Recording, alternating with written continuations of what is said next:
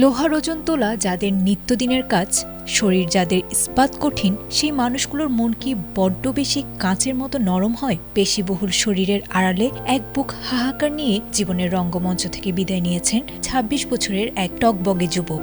যখন চারদিকে বসন্তের আগমনী গান আর ভালোবাসা দিবস উদযাপনের প্রস্তুতি চলছে, ঠিক তখনই এক নিথর দেহ স্তব্ধ করে দিল বেঙ্গালুরুর মহালক্ষ্মী লেআউট এলাকাকে। এনডিটিভির তথ্য মতে, পেশায় জিম ট্রেনার ও নামী বডি বিল্ডার কিরণ ৩ বছর ধরে এক তরুণীর সঙ্গে প্রেমের বাঁধনে আবদ্ধ ছিলেন।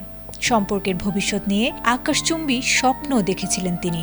এমনকি প্রেমিকার ঋণের বোঝা কমাতেও নিজের উপার্জনের বড় অংশ বিলিয়ে দিয়েছিলেন হাসি মুখে। কিন্তু শনিবার বিকেলে সেই ভালোবাসার মানুষটি যখন সামনে এসে দাঁড়িয়েছিলেন, তখন তার হাতে ছিল না কোনো মান অভিমানের ডালি, বরং ছিল অন্য পুরুষের সঙ্গে নিজের বিয়ের কার্ড ও বেনারসি শাড়ি। প্রিয়তমার অন্যত্র বিয়ে ঠিক হওয়ার খবরটি মেনে নিতে পারেননি কিরণ। পেশি দিয়ে ভারী ওজন তোলা শিখলেও প্রিয় মানুষের বিচ্ছেদের ভার সইতে পারেনি তার হৃদয়। বাড়ি ফিরে আর্থিক হিসাব করার বাহানায় মায়ের কাছে চেয়ে নিয়েছিলেন একটি কলম ও কাগজ, কিন্তু সেই সাদা কাগজেই লিখে গেলেন জীবনের শেষ হিসাব নিকাশ। দীর্ঘক্ষণ ঘরের দরজা না খোলায় স্বজনরা যখন ভেতরে প্রবেশ করেছিলেন, তখন কিরণ আর নেই।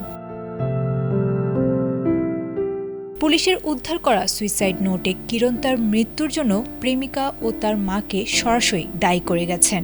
এমনকি নিজের মোবাইলের পাসওয়ার্ডও দিয়ে গেছেন, যাতে তদন্তে সুবিধা হয়। ভালোবাসা কি তবে নিঃস্বার্থ ত্যাগের বদলে কেবলই পরিণত হয়েছে এক চরম পাওনা গণ্ডার খেলায়? পুলিশ ঘটনার তদন্ত শুরু করেছে, তবে কিরণের মতো প্রতিভাবান যুবকের এই অকাল প্রস্থান সমাজের সামনে রেখে গেছে অসংখ্য অমীমাংসিত প্রশ্ন।